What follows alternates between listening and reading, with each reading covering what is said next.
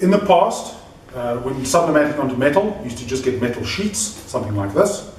But in recent years, they've come out with great new ideas for metal. So for example, they'll take a piece of metal and they'll apply it to an item which normally would not be sublimatable. So for example, a pencil box. Normal pencil box, all it has is a piece of metal that is stuck onto it. You sublimate the metal, you make the pencil box. Similarly, things like vanity mirrors, exactly the same idea. They can do USB sticks. Cell phone covers work exactly the same way. Metal, printed with a t-shirt press with your sublimation, stick it onto the cell phone cover, you have a printed cell phone cover.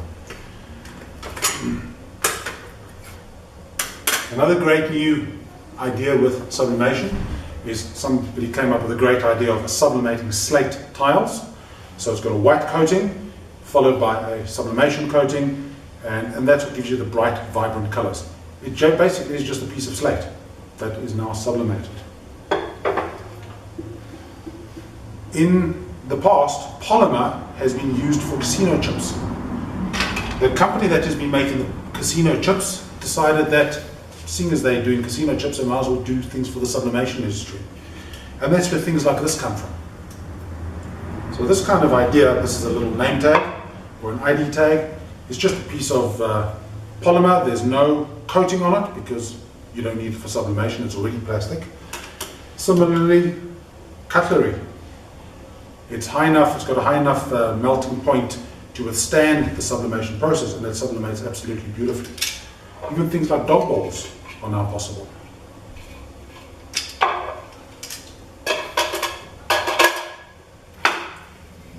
Items like puzzles are made basically out of coated cardboard.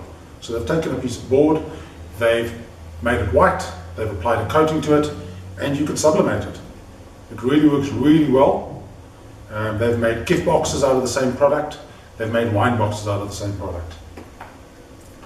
Now something different, something that you don't see every day, is an item called SFB, which is basically just a high temperature felt. It's a felt that can take a high temperature and also has high density, which is why it doesn't bend that easily.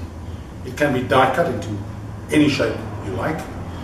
Both sides are printable. This is a little Christmas ornament. And here's a notebook. The cover of the notebook has just been made with SFB and it's been sublimated. It works really, really well. It can also be scented.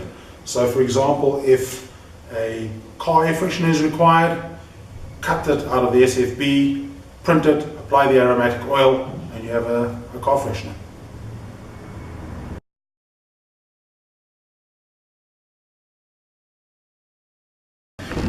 This particular mug press has a number of different sized elements and different shaped elements.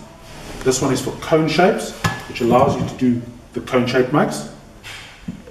This one here is the standard 11 ounce, which does a standard coffee mug. About 80% of the mugs are in the standard shape and size. This one here does very small mugs. This machine over here is a combination of t-shirt press, plate press, cap press, and mug press. So it's basically one machine that does everything.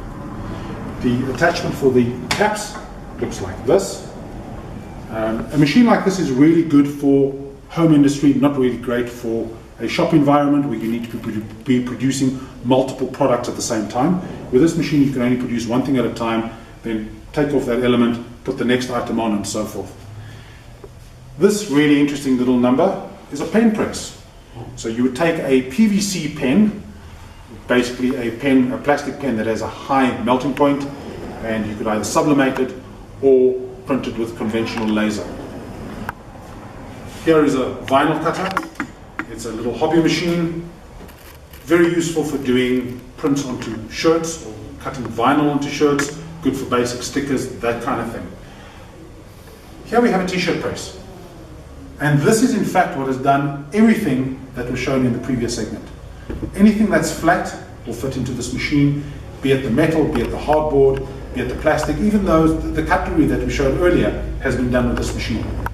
Things like this, very simple, it's just a fabric that's been bonded to the pleather, done with a t-shirt press. Here is a standalone cap press. Very good for caps, obviously, and really great for tote bags as well, because a tote bag is not going to fit on a flat press, but it will fit on a cap press.